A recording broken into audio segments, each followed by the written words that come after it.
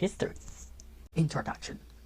The ultracentrifuge is a centrifuge designed to spin a rotor at extremely high speeds with acceleration of up to 100,000 G, approximately 9,800 km per second squared. Ultracentrifuge's high centrifugal accelerations allows you to zero in on minute gaps between molecules like proteins or nucleic acids. There are two kinds of ultracentrifuge, the preparative and the analytical ultracentrifuge. Both classes of instruments find important uses in molecular biology, biochemistry, and polymer science. In 1924, Theodor Weber built a centrifuge capable of generating 7,000 G and called it the ultracentrifuge. In 1925 to 1926, Weber constructed a new ultracentrifuge that permitted fuse up to 100,000 G.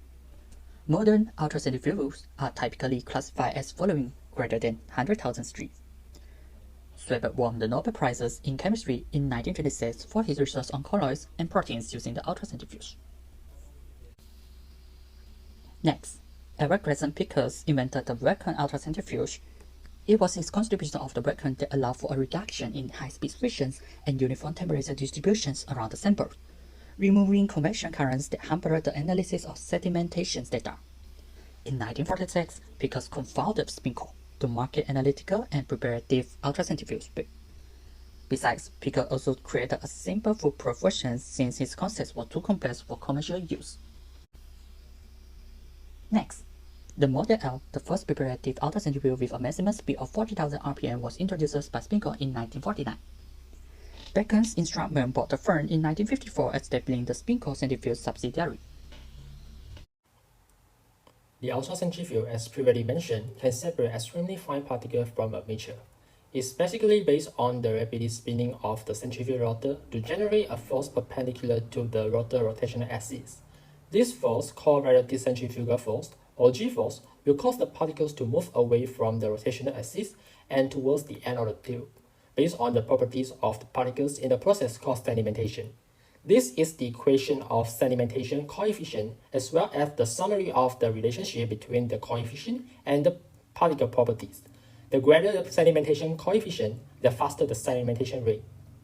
The technique used in the centrifugation is classified into two: differential centrifugation and density gradient centrifugation. The density gradient centrifugation is further classified into red zonal centrifugation and isopycnic centrifugation.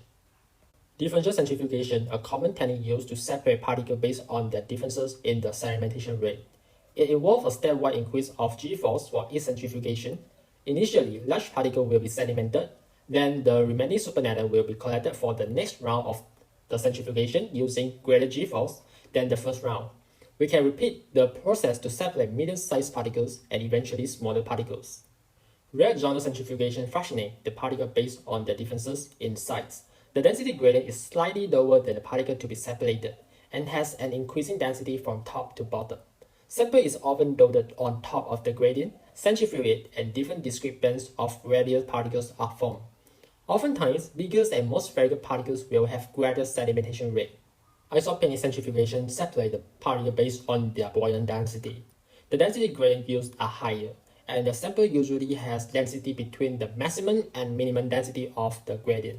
Centrifugation proceeds until the individual particles reach their respective equilibrium points in which the density of the particle is equal to the density at their position. As time passes, the particles at the same equilibrium point will be brought together by the centrifugation and form bands.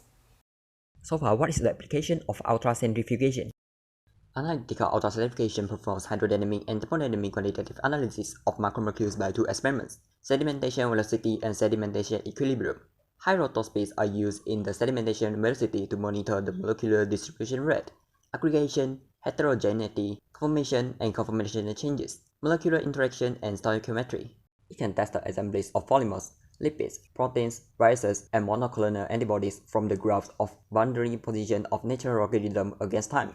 This method is widely used in the production of vaccine, whereas low rotor speeds used in the sedimentation equilibrium setting provides data of interaction between non-covalent compounds, calculation of molecular weights, and assemblies of cell associations and oligomers. Analytical method is applied in optimal XLA and XLI ultracentrifuges to find the target proteins for therapeutic drugs. In preparative ultracentrifugation, stepwise isolation in differential ultracentrifugation based on sedimentation rate allows differentiation of biomolecules like subcellular components by sizes. This isolation can be done on normal cells, viruses, bacteria, carbon nanotubes, or even nanovesicles from exosomes. For the treatment of Parkinson's disease, differential method allows aggregation of molecules like pure platelet to be quantified indirectly, and application together with chromatography, immunoprecipitation, and gel electrophoresis in discoveries of proteomics. Red zone centrifugation isolates smaller subcellular particles like plasma membrane, Golgi apparatus, tonoplasts into bands, and the improved version by Thomson can separate mitochondria and lysosomes. Most viruses are isolated with sucrose in red zona due to their sensitivity to ionic gradient. Red zona monitors the fractionation of RNA using cesium sulfate, whereas DNA with sucrose gradient. Other than subcellular components, other components like isolation of cobalt ion coated on graphitic shells can be done with iodizanol gradient. However, to differentiate various densities using sedimentation equilibrium, isophynic ultracentrifugation is run to isolate subcellular organelles of similar weight. Proof of semi-conservative using isotopic DNA is a good example. Isophynic centrifugation enables the investigation on subcellular localization of proteins to be done with radioactive compounds to help the drug discoveries.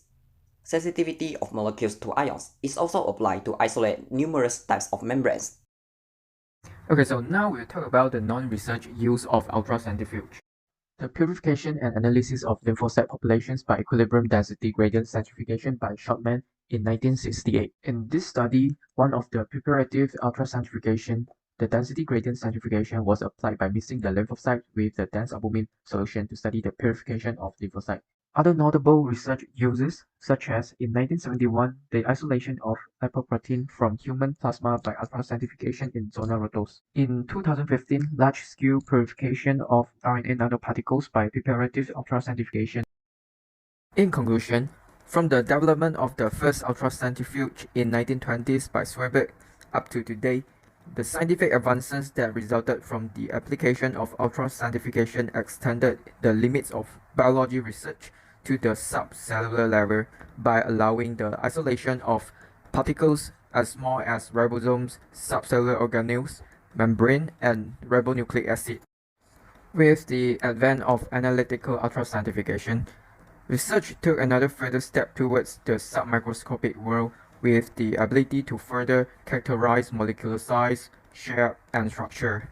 On the other hand, of course, ultracentrifugation has its own limitation, like any other laboratory techniques, which are the low sample yield, time-consuming, and extremely expensive.